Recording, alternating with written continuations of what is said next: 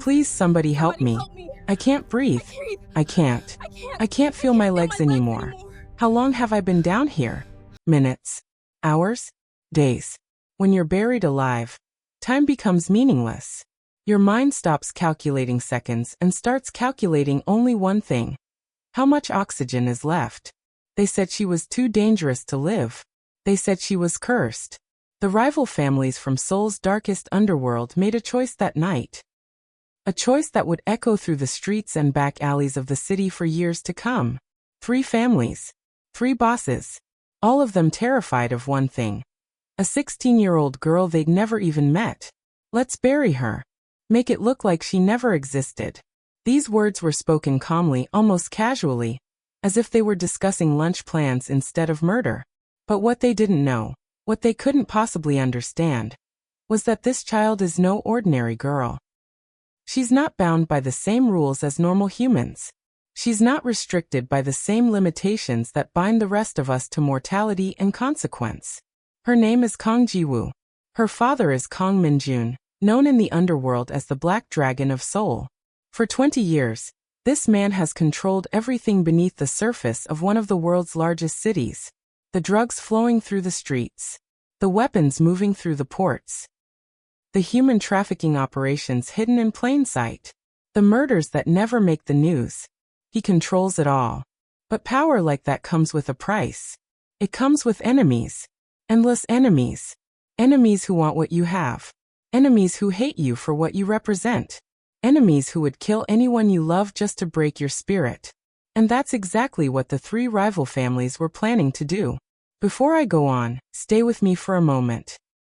If you're still here, it means this story got you hooked. And I don't want to leave you hanging. Just drop a comment. That's how I know you're invested. Hit subscribe so you won't disappear before the truth show itself. And tell me something small but real. Where are you watching from right now? I read those comments and they keep me going. Okay, let's continue. When Ji-woo's eyes open in that coffin, when she realizes the absolute reality of her situation. That she is literally buried under tons of earth with no way out, no rescue coming, no hope of salvation. Something inside her begins to change. Not slowly, not gradually, but completely, instantly. A transformation that would make her more powerful than any of the men who put her there.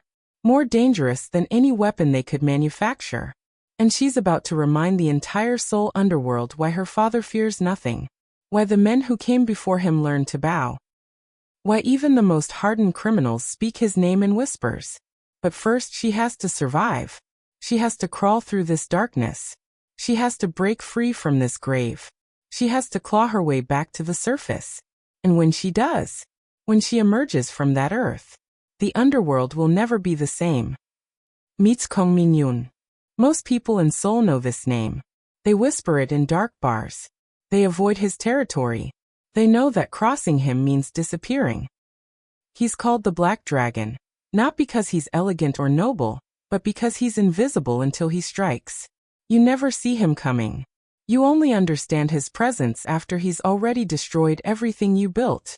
For 20 years, Kang Min-jun has been the undisputed ruler of Seoul's criminal underworld. Not through birthright. Not through luck. But through intelligence, ruthlessness, and an ability to see 3 moves ahead of every rival. He learned the business from his father, who learned it from his father before him. 3 generations of darkness. 3 generations of men who chose power over morality and lived to regret it. The drugs flowing through Seoul's clubs and streets? Kang controls the supply. The weapons being smuggled through the ports? Kang owns the distribution network. The human trafficking operations hidden behind legitimate businesses? Kang sets the prices. The murders that never make the news because they're too clean, too professional, too untraceable? Kang orders them with a single phone call. He's accumulated wealth beyond imagination. His penthouse is on the 42nd floor of a building in Yongu. The view is so beautiful it's almost cruel. You can see the entire city spread out beneath you, knowing that none of it is truly free. All of it answers to someone. And for the past 2 decades, that someone has been Kang Min-jun. But here's the thing about powerful men. Here's the eternal truth that every history book teaches us, but we never seem to learn. They all have one weakness. One thing that breaks through their armor. One thing they love more than power. More than money. More than their own lives. More than their legacy. Some men's weakness is ambition. Some men's weakness is lust. Some men's weakness is revenge. For Kang Min-jun, that weakness has a name. It has a face. It has a heartbeat. His weakness is his daughter. On his desk, beside the financial reports and the maps of territory and the files of his enemies, there's a photograph. It shows a young girl, maybe 16 years old, with long black hair and eyes that seem to hold something ancient and unknowable. Her name is Ji-woo. She's the only person in the world who can make Kang Min-jun hesitate. The only person he'd sacrifice everything for. The only person who makes him feel anything remotely resembling love. And she's about to disappear. Ji-woo walks through the halls of Seoul International Academy, and every person who sees her stops what they're doing. Not because she's conventionally beautiful, though she is. Not because her clothes are expensive, though they are. But because something about her presence makes people uncomfortable. It's subtle. It's not something they can explain. But their bodies recognize it. Their instincts scream that something is different about this girl. She was born during a rare lunar eclipse. Her mother, a traditional shaman, witnessed the birth and immediately understood what it meant. The alignment of the moon. The darkness at midday. The way the baby didn't cry when she entered the world, but simply opened her eyes and looked at her mother with the wisdom of something ancient. Her mother told Kang Min-jun the truth.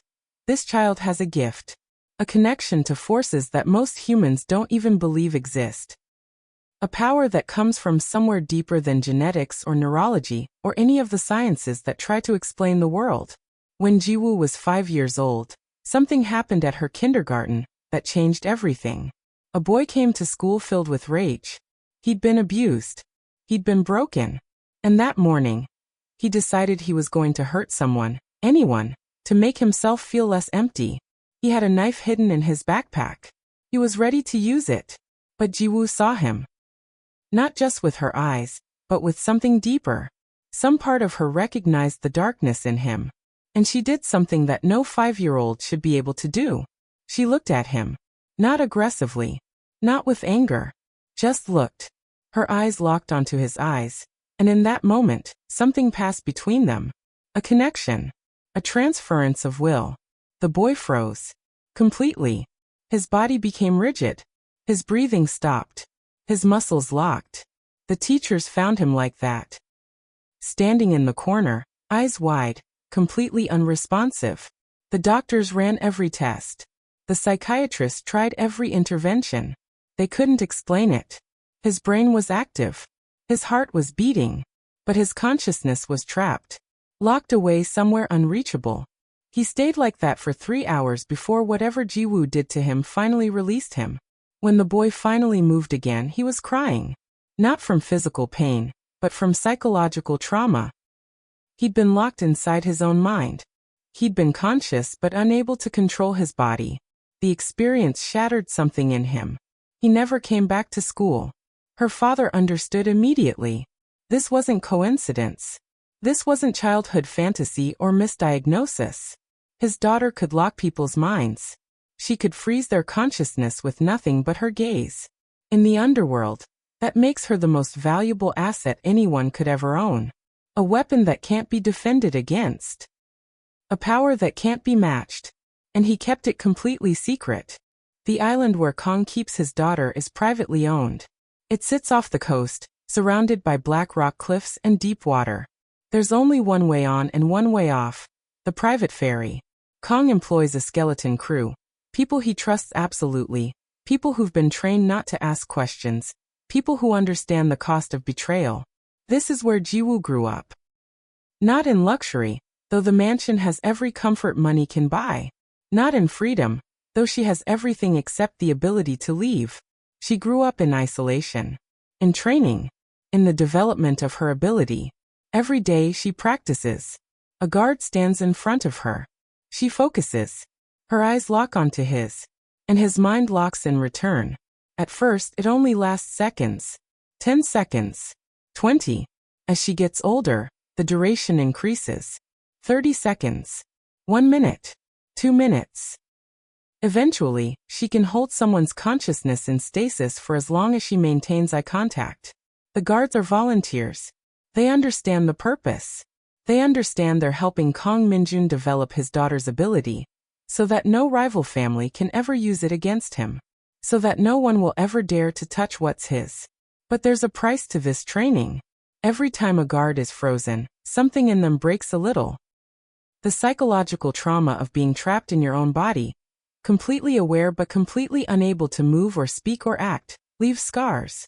Some of the guards have to be replaced because they become too damaged, because they develop trauma responses, because they start refusing to come back. One guard, a man named Min-sung, never refuses. Min-sung has been with Kang since before Ji-woo was born. He was a friend of the family. He's like an uncle to her. When she practices on him, he smiles afterward. He tells her she did well. He doesn't show the fear in his eyes. But fear is there. Everyone who sees Ji-woo practice sees fear. Because her ability isn't like normal human power. You can fight strength. You can run from someone who's fast. You can defend against someone with a weapon. But how do you defend against someone who can trap your consciousness? How do you fight someone you can't move against? How do you escape when your mind is locked in a prison of your own awareness? Her father sits in his study, watching through hidden cameras. He sees his daughter practice, and he sees the power growing. He sees the potential, but he also sees the danger. He sees how isolated she becomes, how different, how alone. One night, he calls her into his office. They sit together in silence for a long time before he speaks. Don't use it unless you have to, he tells her. Your power. It will mark you as different. And different things get destroyed in this world. If anyone outside this family learns what you can do, they'll either want to control you or kill you. There's no middle ground. There's no safety. There's only those two outcomes. Yivo listens. She understands. But understanding and accepting are two different things. Because she's growing older. She's becoming aware of the world beyond this island. She's starting to wonder what her life could be if she were normal. If she didn't have this ability. If she could just be a regular teenage girl. There's an underground parking garage beneath one of Seoul's financial districts. It's mostly empty on nights like this. The camera systems have been disabled. The security guards have been paid to look the other way. 3 men meet here because they know that walls have ears above ground, but in this concrete tomb, they can speak freely. Their names are Lee Sang-ho, Park Dong-sik and Cho Min-suk. Individually, each of them is powerful. Lee controls the drug trade in the northern districts. Park has influence over the ports and the weapons smuggling. Cho has connections to the government and the legitimate business world. Together, they represent significant power and wealth. But none of it matters. None of their combined resources mean anything because they're all playing second fiddle to one man, Kang Min-jun. For 20 years, they've tried to take him down. For 20 years they've failed. They've attempted assassination. Kang's security was impenetrable. They've tried to undercut his business. He'd somehow anticipated every move and crushed their operations before they could gain traction. They've tried to turn his lieutenants against him. He discovered the betrayals and eliminated the traitors before any real damage could be done. Every plan fails. Every strategy crumbles. Every move they make seems to have already been countered before they even execute it. It's like playing chess against someone who can see the future. It's like trying to catch water with your bare hands. It's impossible. We've been trying for years, Lee says, his voice tired. His grip gets tighter, not weaker. Every time we push, he pushes back harder. Every time we attack, he's prepared. I'm beginning to think Kang Min-jun is untouchable. I'm beginning to think we should accept that this city belongs to him. But Park Dong-sik doesn't accept defeat. He's never been the type. He shifts closer to the other 2 men, and his voice drops to barely a whisper. What if we're attacking the wrong target? He says. What if the way to bring down Kang Min-jun isn't to attack his business or his operations? What if the way to break him is to remove what he cares about? Cho Min-suk's eyes narrow. He understands what Park is suggesting before the words are fully spoken. His daughter, Cho, says, Yivo, the girl nobody ever sees. The one he keeps hidden on that island. Exactly, Park says. Kang's power comes from his ability to calculate, to predict, to control. But a father's love isn't something you can predict. A father's grief isn't something you can control. If we take his daughter, if we make him believe she's dead, he won't think clearly. He'll be emotional. He'll make mistakes. And those mistakes will destroy him. Lee is skeptical. How would we even get to her? She's guarded. She's hidden. It would be impossible. Not if we have someone inside his organization, Cho says. Not if we have someone close to him. Someone he trusts completely. The three men look at each other. They're all thinking the same thing. They all know exactly who that person is. And they all know how to recruit him. Within the hour, they make their first move. Min-sung stands in Kang's office, and his hands are sweating. He's been with this organization for 20 years, but he's never felt fear like this. Because he's about to betray the man who saved his life. The man who took him in when he had nothing. The man who became his closest friend. She needs to learn, Min-sung says carefully. Ji-woo is 16 years old, and she's still living in complete isolation. How is she going to understand the world if she never experiences it? How is she going to appreciate her privilege if she doesn't see what normal people live with? Kang Min-jun considers this. He's suspicious by nature. His survival has depended on suspicion. But Min-sung is family. Min-sung has earned his trust. I'll arrange for her to attend school in the city, Kang says. It will be controlled. She'll have security. But she won't really experience it, Min-sung counters. Not if she's always guarded. Not if she's always isolated. What if you just let her go to school alone? One day. Let her walk through the city without protection. Let her feel what freedom is like. It's the perfect argument because it appeals to the part of Kang that wants his daughter to be normal. The part of him that hates that she has to live like a prisoner on an island. The part of him that loves her so much it hurts. One day, Kang says finally, only to school and back. And you'll be watching her from a distance. Min-sung nods. He doesn't tell Kang that he's already sold that information to the rival families. He doesn't tell Kang that the betrayal is already in motion. He doesn't tell Kang that by tomorrow, his daughter will be gone. The next evening, Ji-woo leaves her private school. For the first time in her 16 years of life, she walks alone. No guards directly beside her. No protection that she can see. She feels almost human. She feels almost normal. The black van pulls up beside her. Masked figures grab her. She tries to use her power, but they've prepared for that. Sensory deprivation goggles cover her eyes. She can't lock what she can't see. The men shove her into the van. Her screams are muffled by the sound of traffic and the speed of movement. Where are you taking me? She asks, trying to keep the panic out of her voice. My father will find you. He'll kill you all. Your father won't even know where to look, one of the men says. And by the time he figures out what happened, you'll already be dead. They take her to an abandoned warehouse outside the city. It's been prepped for this. There's a coffin waiting. There's a shovel. There's lime to dispose of a body. Everything is ready. When they remove the goggles, Ji-woo sees the three men standing over her. Lee, Park, Jo. Powerful men who've decided that the only way to win is to destroy what Kang Min-jun loves. We know what you are, girl, Lee says. We know about your ability. That makes you too dangerous to keep alive. Ji-woo tries to look at him, to use her power, but Park has prepared for that too. The basement is dark, too dark for her eyes to work properly.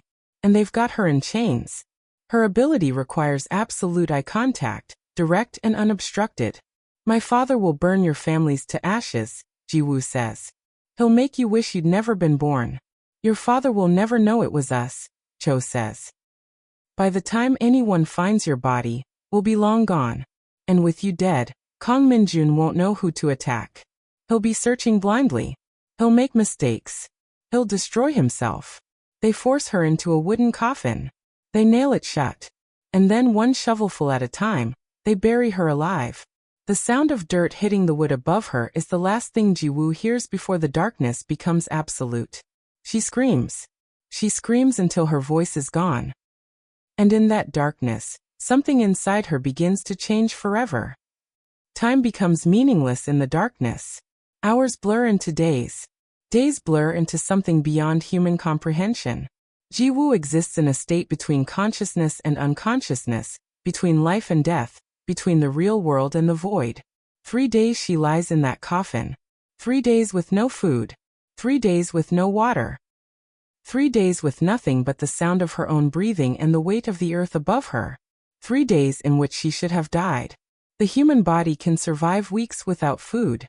Maybe a month if you're lucky. But water is different. Water is life. Without it, the body begins to shut down almost immediately. Within 3 days, severe dehydration sets in. The organs start to fail. The brain begins to lose function. By the 3rd day, Ji-woo should be dying. She should be hallucinating. She should be slipping into the unconsciousness that precedes death. But something is happening to her that doesn't match medical science. Something that defies rational explanation. With her eyes closed, because there's no point in opening them in absolute darkness, her other senses become sharper, hyper-aware.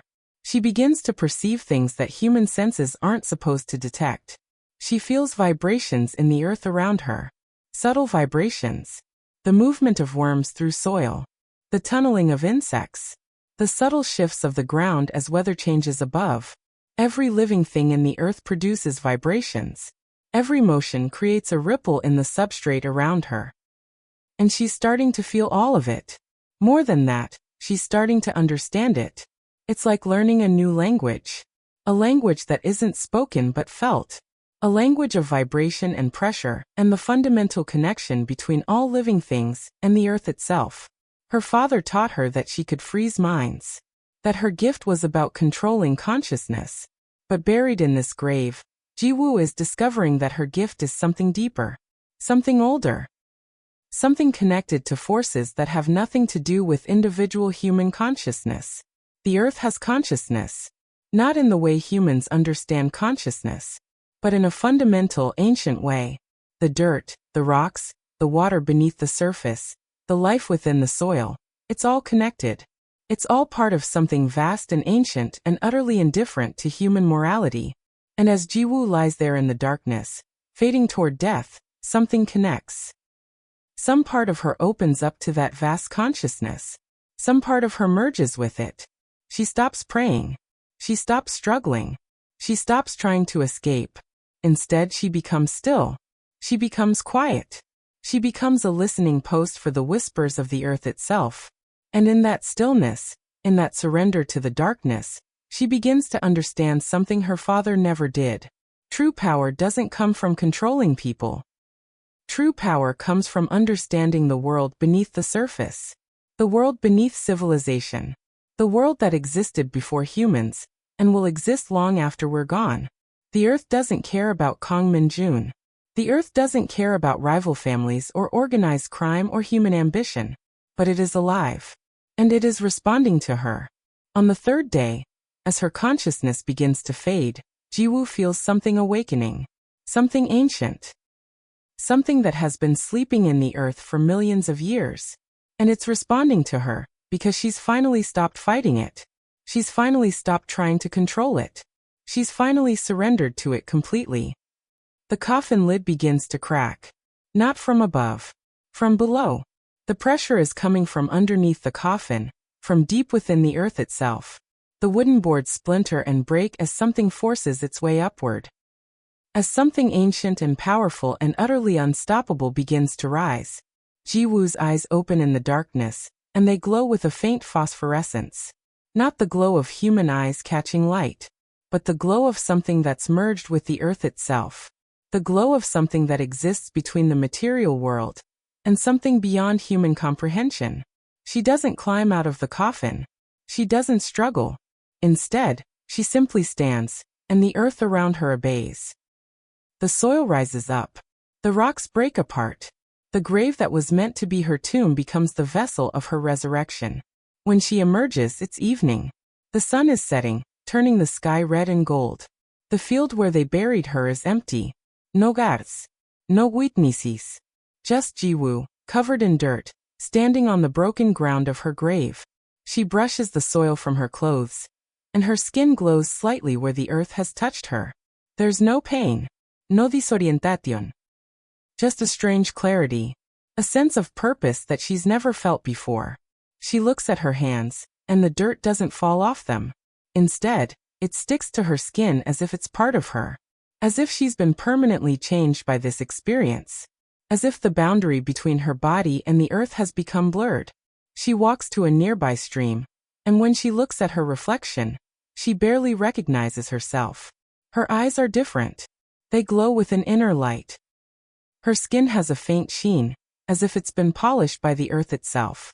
She looks like something that's been remade, something that's been reborn from the ground up. But as she stands there, looking at this new version of herself, she becomes aware of something else. A sensation. A presence. The entire earth around her is responding to her existence. Plants are dying where she stands. Animals are fleeing from her presence. The air itself seems charged with electricity. She's not just a girl anymore. She's a conduit.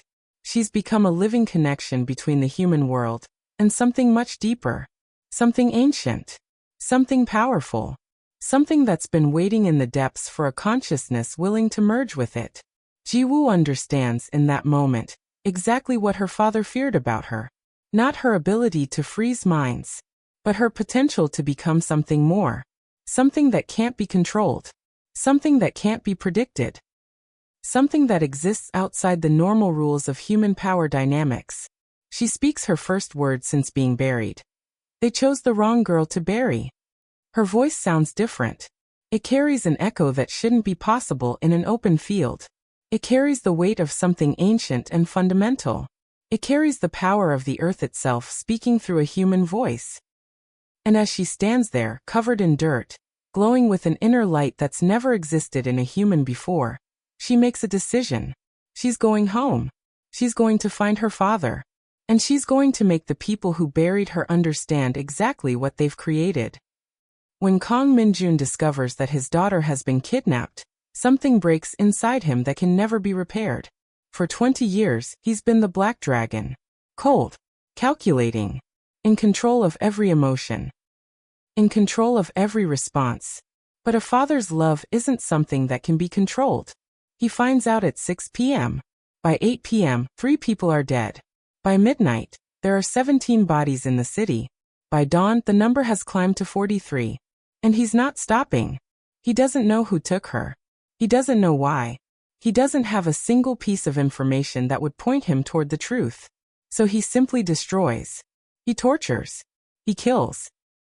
He tears through the underworld like a natural disaster, leaving nothing but death and devastation in his wake. His men have never seen him like this. The Kang Min-jun they knew was calculating. Strategic. He'd plan for weeks before making a move. He'd consider every angle. He'd account for every contingency. But this version of Kang is operating on pure rage and grief. This version of Kang is a force of nature that can't be reasoned with. He takes a rival gang member to one of his warehouses. He chains the man to a chair. He doesn't ask questions politely. He doesn't negotiate. He simply begins to hurt the man until he talks. And when the man doesn't know anything, when he truly is innocent of any involvement in Ji-woo's disappearance, Kang kills him anyway. Because he has to hurt someone. Because his grief has to go somewhere. He orders hits on people who might be connected to the kidnapping.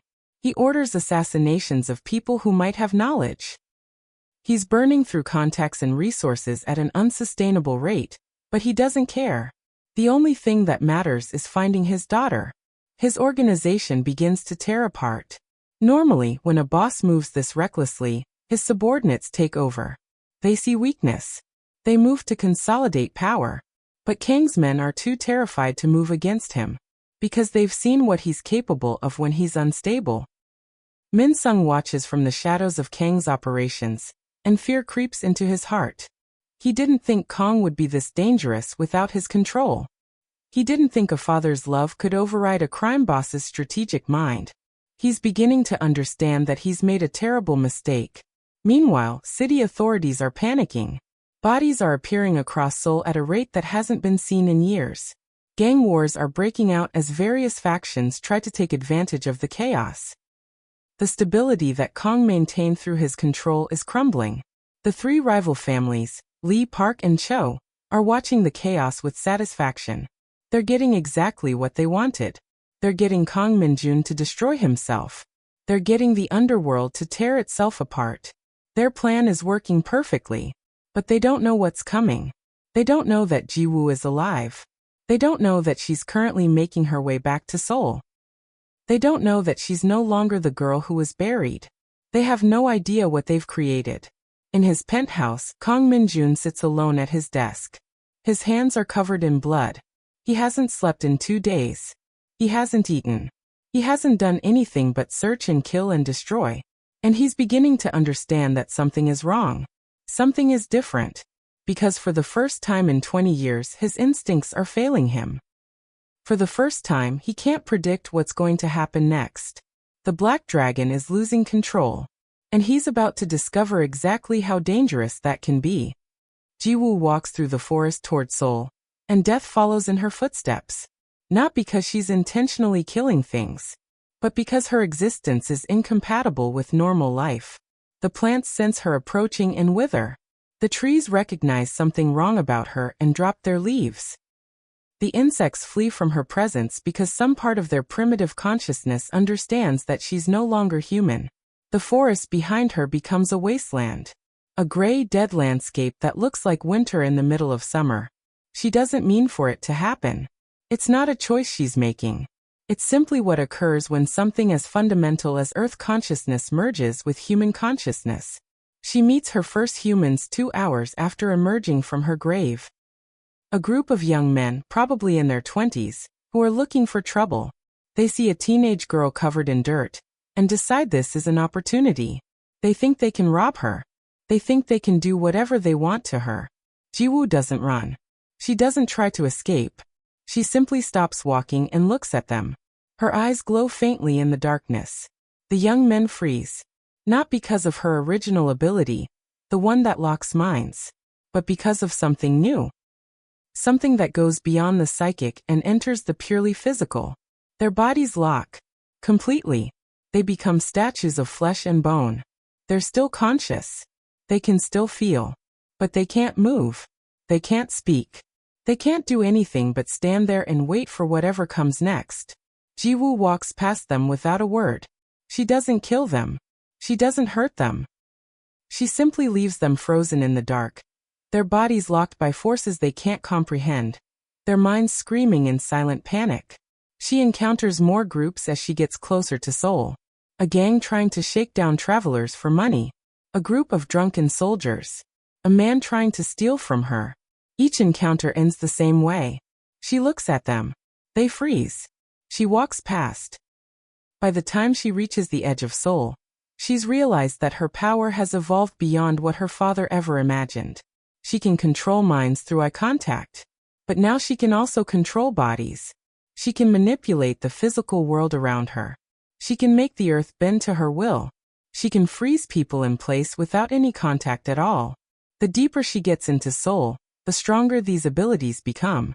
It's as if the city itself is somehow amplifying her connection to the earth. As if the concrete and steel are somehow channeling her power into forms she's never experienced before. She can feel the tremors beneath the city, the water running through pipes, the electricity flowing through cables, the fundamental infrastructure of human civilization built on top of the earth that she's now merged with.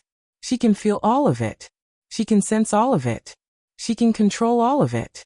By the time she reaches her father's penthouse building, she's walking on air. Literally. The earth is holding her up, supporting her weight, carrying her toward her destination. She arrives at night. The city is glowing beneath her. Millions of people sleeping, completely unaware that something has changed. Something fundamental. Something that will reshape the entire power structure of Seoul's underworld. She breaks through the window of the penthouse. And her father, the man who thought he understood her completely, finally sees what she's become. The window explodes inward. Kang Min-jun stands immediately, his hand instinctively moving toward the gun on his desk. This is his first instinct. He's trained to be ready for anything. He's trained to identify threats. But standing on the balcony, covered in earth, glowing with an inner light that shouldn't be possible, is the girl he thought was dead. His daughter, Yevol. For a moment he can't breathe. For a moment, the Black Dragon. The man who controls the underworld, the man who's killed hundreds, the man who's destroyed empires, is just a father. Just a man seeing his child alive. Ji-woo, he says, her name coming out as a question. A prayer. A desperate hope that what he's seeing is real. Dad, she says. It's just one word. One syllable. But it carries so much weight that it feels like it might crush him. It carries the weight of 3 days in a grave.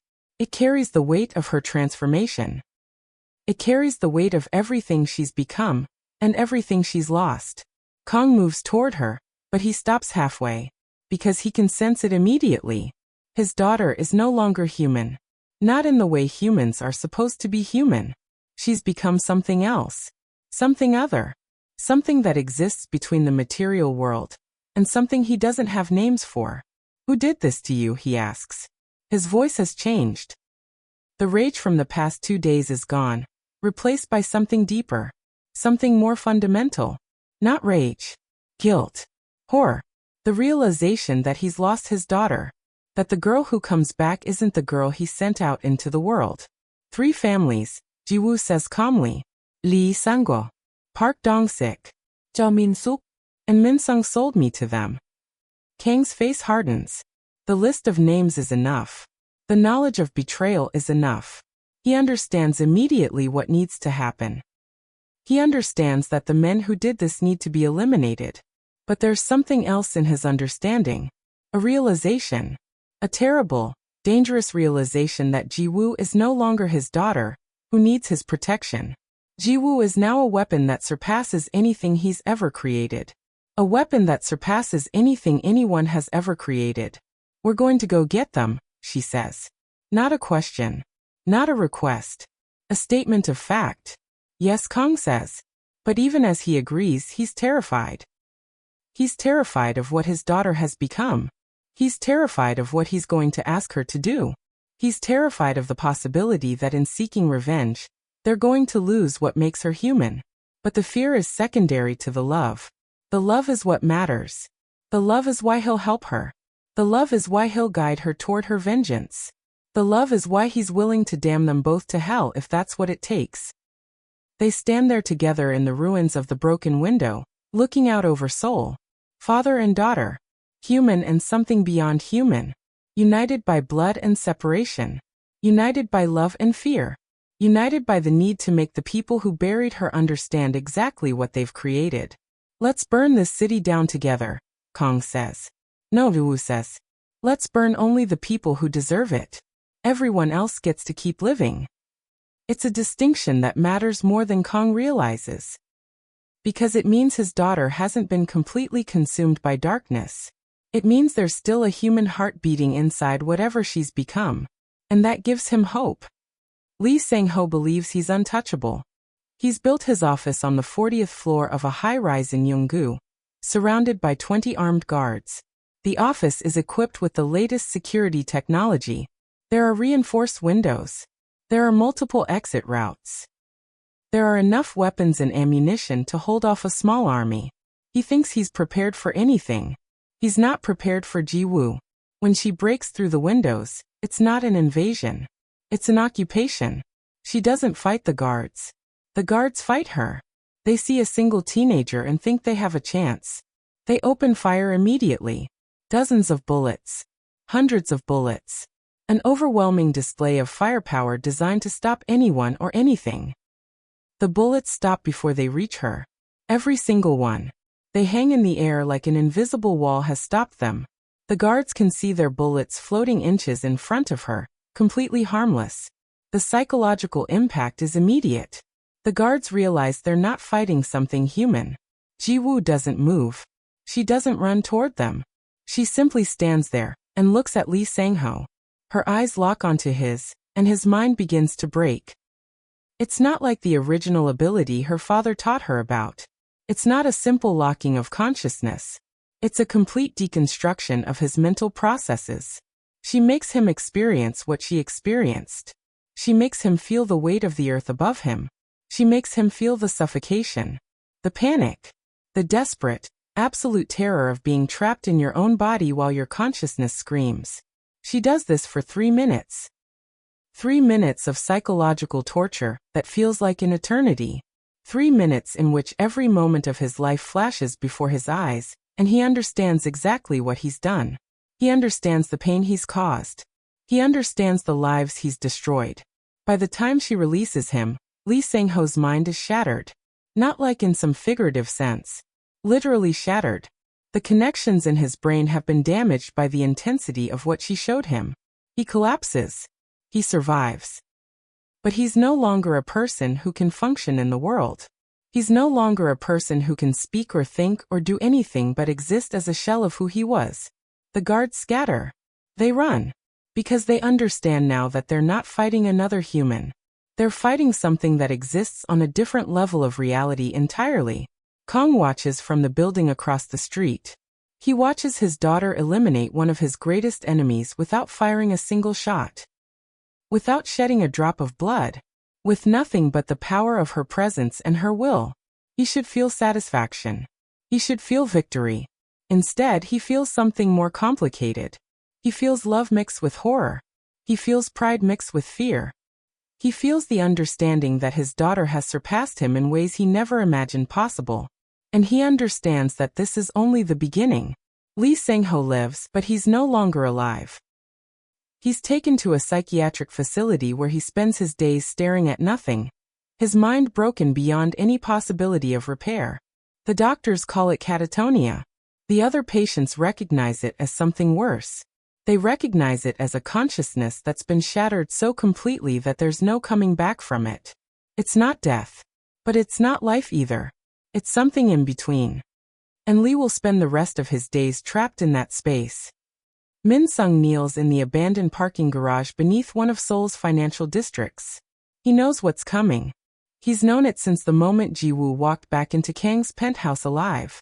He's known it since the moment Kang looked at him and understood the truth of his betrayal. Min-sung raised this girl. He watched her grow up. He was her uncle, her friend. The one person besides her father who knew what she was and accepted it completely. And he sold her like she was property. Like she was a commodity to be traded for safety. Yivo approaches slowly. She doesn't look angry. She looks almost sad. Because she's realized something in the past few days that's more important than revenge. She's realized that everyone has their breaking point. Everyone has something they fear more than their own death. Everyone has someone they'd betray to protect. You were like an uncle to me, she says. Min-sung looks up at her. His eyes are full of tears. I'm sorry, he says. I'm so sorry. They had leverage on me. My family. My daughter. They threatened to kill them. What was I supposed to do? How was I supposed to choose between you and my own child? Ji-woo stands there for a moment, processing this information. Understanding, for perhaps the first time, that morality isn't simple. That good people do bad things for good reasons. That love and betrayal aren't always opposites. Sometimes they're the same thing viewed from different angles. I know, she says. And in those 2 words, Min-sung understands that she's forgiven him.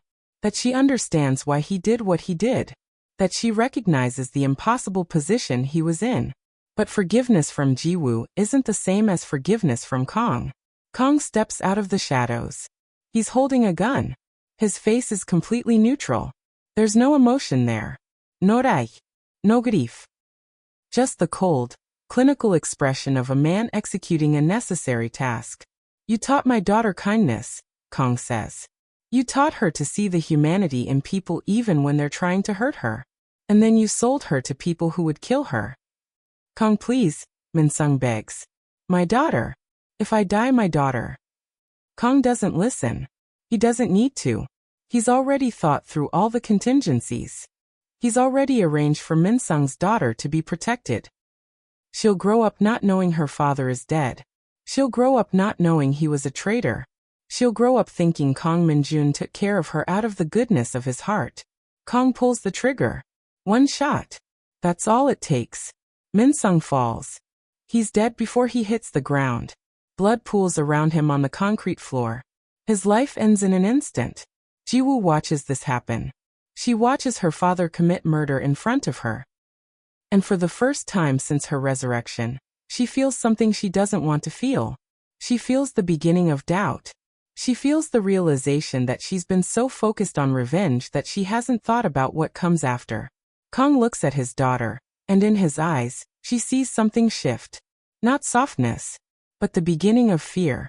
The fear that in helping her take revenge, he's pushed her toward darkness. The fear that his love for her is transforming her into something monstrous. We're still doing the right thing, Kang says. But his voice wavers slightly, because he's not sure anymore. Because killing Min-sung felt different than killing the others. Because Min-sung wasn't just an enemy. He was family. Ji-woo doesn't respond.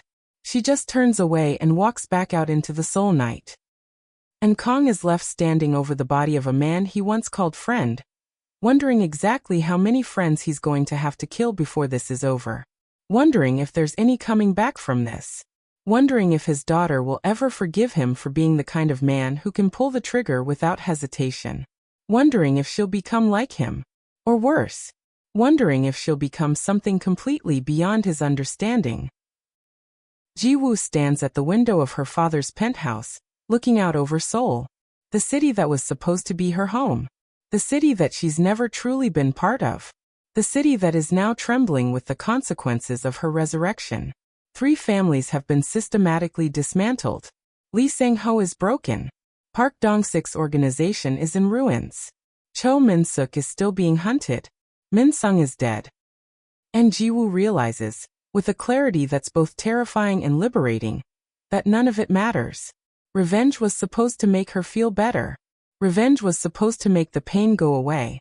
Revenge was supposed to restore some kind of balance to the universe. But as she looks out at the glowing lights of Seoul, she understands that none of that is true. She buried 3 crime families. In doing so, she orphaned dozens of children. She widowed dozens of wives. She created dozens of people who will spend the rest of their lives hating her. She's spread the pain. She's multiplied it. She's become exactly what she was supposed to avoid. Kang Min-jun enters quietly. He's aged 10 years in the past few days.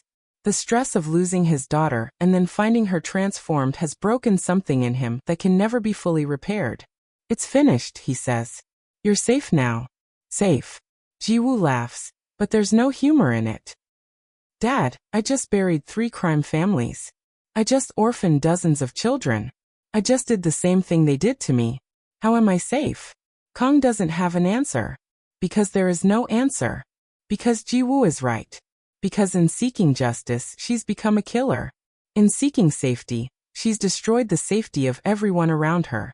Before I was buried, I was your daughter, Ji-woo says. Now I'm your weapon. And weapons don't get to choose who they hurt. You had the right to take revenge, Kang tries to say. But his words sound hollow. They sound like the words of someone trying to convince himself of something he no longer believes in. Did I? Yivo asks. Or did I just become exactly what they feared? A girl who was too dangerous to live? They tried to eliminate me because I was a threat. And in response, I became a threat. I proved them right.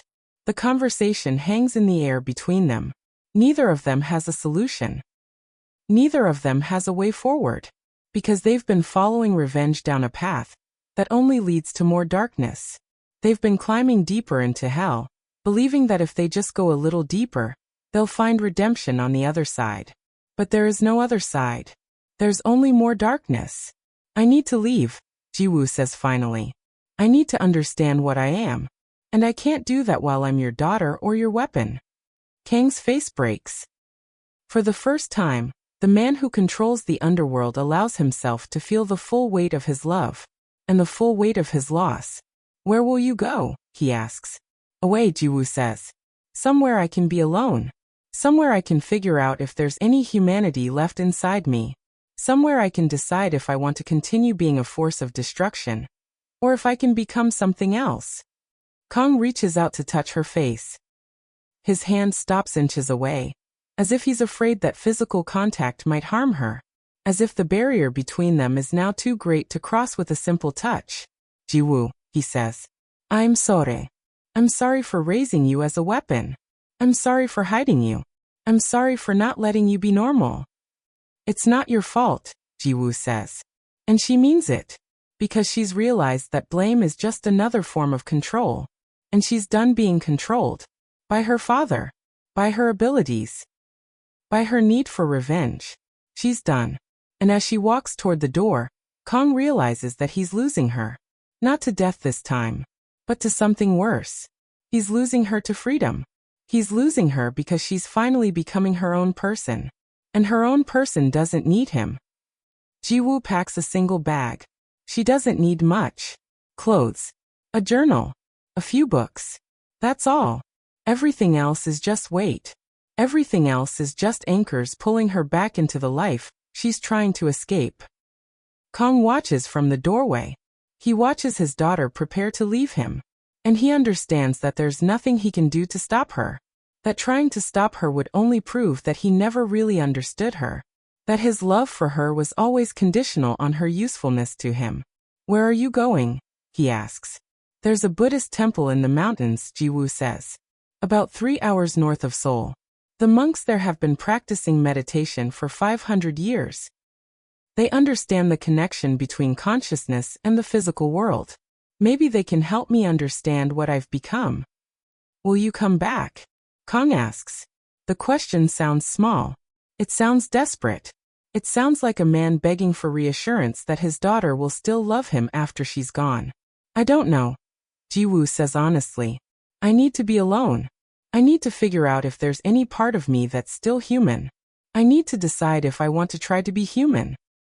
Or if I should just accept what I am and find peace in it. Kang approaches her. He looks at her for a long moment, taking in every detail, trying to memorize her face, trying to hold on to this moment, knowing that everything is about to change. Before you go, he says, there's something you need to know. Something I've kept from you. Yivo awaits. I'm going to surrender, Kang says. To the government. To the authorities. I'm going to turn state's evidence. I'm going to testify about my operations. I'm going to bring down the entire Seoul underworld. Ji-woo stares at him, not understanding. Why, she asks. Because you asked me to, Kang says. Because you told me that the point of surviving isn't to win the war. It's to stop it. You were right. And I've been living in this war for 20 years. It's time to stop. Ji-woo feels tears beginning to form. Not because she's sad. But because she's understanding for the first time that her father is capable of growth. That he's capable of change. That he's capable of seeing beyond his own empire. You'll go to prison, she says. Yes, Kang says. Probably for the rest of my life. But I won't be the same person in prison that I was before. I'll have time to think. Time to understand what I've done. Time to try to become someone better. And if I never come back? Yivo asks. Kang looks at her for a long moment. And then he smiles. A real smile. Not the smile of a crime boss. But the smile of a father who loves his daughter more than he loves himself. Then I'll have at least done one good thing in my life, he says. I'll have freed my daughter. And that's enough. Ji-woo reaches out and places her hand on her father's face. The earth around them trembles slightly. Plants in the penthouse wilt and die. But Kang doesn't flinch. He accepts the touch. He accepts the consequence. I love you, Ji-woo says. I love you too, Kang says. And I'm sorry. I'm sorry for everything. I know, Ji-woo says. And I forgive you. Not because what you did was right. But because I understand that you were just trying to protect me. You were just trying to love me the only way you knew how. And with that, she picks up her bag and walks toward the door. Kang wants to call her back. He wants to beg her to stay. He wants to promise that everything will be different. But he doesn't. Because he knows that she needs to leave. She needs to find her own way. She needs to become who she's supposed to be without him holding her back. So he lets her go. And as the door closes behind her, Kang Min-jun sits alone in his empty penthouse and makes a phone call to the federal authorities. He begins the process of destroying everything he's built. Not out of fear, but out of love. Not because he has to, but because his daughter asked him to. It's the most powerful thing he's ever done. The Buddhist temple sits in the mountains north of Seoul. It's been there for nearly 1,000 years. For nearly 1,000 years, monks have come here to meditate, to understand consciousness, to connect with the fundamental forces of existence. They have no idea that one of those fundamental forces is about to arrive at their gates in the form of a teenage girl. When Jiwoo appears at the temple 3 days later, the monks recognize immediately that she's not normal. She's glowing faintly. She's causing plants to grow and wither simultaneously. She's creating an aura of energy that's both beautiful and terrifying. The head monk, an old man named Sung-ho who's been practicing for 60 years, approaches her without fear. "Welcome," he says simply. "We've been expecting you." Jiwoo is surprised by this. "How could you be expecting me?" "Because there are legends," the monk says. "Ancient legends about a girl who would be born during a lunar eclipse. A girl who would connect the human world and the earth world. A girl who would be both blessing and curse. We've been waiting for you for a very long time." And so Jiwoo begins her journey at the temple. She learns meditation. She learns how to quiet her mind. She learns how to separate her consciousness from her power. She learns that her ability to control the earth isn't something to be ashamed of. It's something to be honored. It's a gift that comes with responsibility. For the first time since being buried, she begins to understand herself. Not as a weapon, not as a victim, but as a bridge between two worlds. A conscious being who can communicate with the earth itself. She practices for months. With each day, her control increases. With each day, she becomes less destructive and more creative. She learns to make plants bloom instead of wither. She learns to heal instead of destroy. She learns to use her power to create beauty instead of chaos. Meanwhile, the underworld of Seoul is transforming. Kang Min-jun's testimony brings down hundreds of criminals. Billions of won in assets are seized. The power structure of the Seoul underworld is completely dismantled. For the first time in decades, the streets of Seoul are relatively safe. The drugs stop flowing. The violence decreases. The human trafficking operations are shut down. But it comes at a cost. Kang Min-jun is sentenced to life in prison. He accepts this sentence without complaint. He understands that it's the price of redemption. He understands that he's spent 20 years harming people, and he'll spend the rest of his life paying for it. Lee Sang-ho lives in a psychiatric facility. His mind is completely broken. He spends his days staring at nothing, completely unaware of his surroundings. The man who ordered Jiwoo's death now exists in a state between consciousness and unconsciousness. He's alive but no longer human. He's a husk that breathes and eats and eliminates waste, but nothing more. Park Dong-sik lives with his broken hands. He can never hold a weapon again. He can never wage war again. So he uses his broken hands to do something different. He starts a charity for homeless people. He uses his wealth and connections to help the people he spent his life exploiting. It's not redemption, but it's something. Cho Min-suk runs a similar charity. He can't hide anymore. Jiwoo's curse forced him to face the people he'd ignored. And that exposure, that inability to run, has transformed him. Not completely, but enough. Jiwoo learns about all of this through letters that the monks bring her. She learns that her revenge, while terrible, has ultimately created positive change. Not in the way she intended, but in ways she didn't expect. She realizes that sometimes destruction leads to rebuilding. Sometimes breaking things down is necessary to create something new. Sometimes the worst of us needs to be confronted by the best of us to understand what we're becoming. After 6 months at the temple, she walks out to the garden and sits beneath a tree. And for the first time since being buried, she smiles. Not because everything is okay, but because she understands that she's going to be okay. She understands that she can choose who she wants to be. She understands that power without wisdom is just destruction, but power with wisdom is transformation. And she's finally becoming wise. Jiwoo sits with the old monk Sung-ho in the temple garden. It's evening. The sun is setting, turning the sky into shades of orange and gold. Around them, the garden blooms with life. Flowers that have never bloomed before are flourishing. Plants that were dying are growing strong. The earth is responding to her presence by creating life instead of death. Do you regret what you did? Sungha asks. Ji-woo considers the question for a long time before answering. Every day, she says finally. But not because I took revenge. I regret the way I did it. I regret becoming the weapon I was trained to be. I regret not understanding sooner that the point of surviving isn't to win the war. It's to stop it. The monk nods, as if he's heard this answer before. As if he's been waiting for centuries for someone to finally understand this truth. What have you learned? He asks. I've learned the difference between being strong and being dangerous, Ji-woo says. My father taught me to be dangerous. The grave taught me to be strong. They're not the same thing. Being dangerous is about power over others. Being strong is about understanding yourself. One comes from outside. The other comes from inside. Sungha smile. It's the smile of a teacher who sees a student finally understanding the lesson. And what will you do now? He asks. I don't know, Ji-woo says. But I know I can't stay hidden. I know I can't pretend I'm normal. I know I can't spend my life meditating while other people are suffering. I need to use this gift for something. I just need to figure out what. Over the next weeks and months, Ji-woo does figure out what. She begins to travel throughout Korea, seeking out people who are suffering. People with trauma. People with pain that medical science can't address. She uses her ability to connect with them. She uses her understanding of earth consciousness to help them heal their own consciousness. She becomes a healer.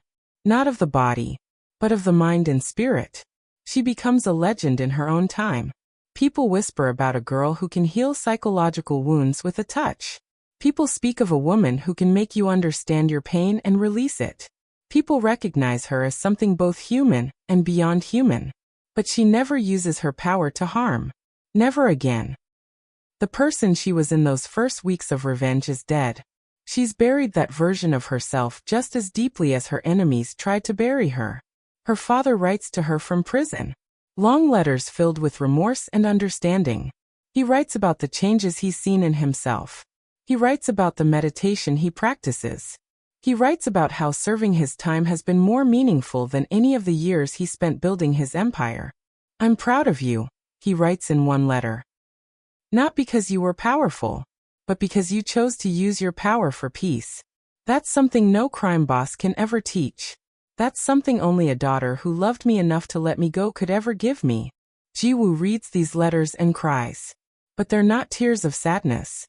They're tears of understanding. Understanding that her father is capable of growth. Understanding that humans are capable of change. Understanding that redemption is possible, even for people who've done terrible things. The saddest part of every story like this isn't the revenge. It's the realization that every villain was also someone's child. Lee Sang-ho had a mother who loved him. Park Dong-sik had a daughter who needed him. Cho Min-suk had a family that depended on him. When we choose revenge, we don't just destroy the person who hurt us. We destroy every life connected to them. That's the cost of violence. And it's a cost that echoes across generations. Ji-woo learned this buried in the darkness. She learned that power without wisdom is just another grave. And that the strongest thing anyone can do is choose forgiveness. Not for the people who hurt you, but for yourself. For your own soul. So she walks through Korea, healing people. Teaching them that they're stronger than their trauma. Teaching them that they can choose to be light instead of darkness. Teaching them that the person who rises from the grave gets to decide who they become. And everywhere she goes, the earth blooms around her. Plants that were dead come back to life.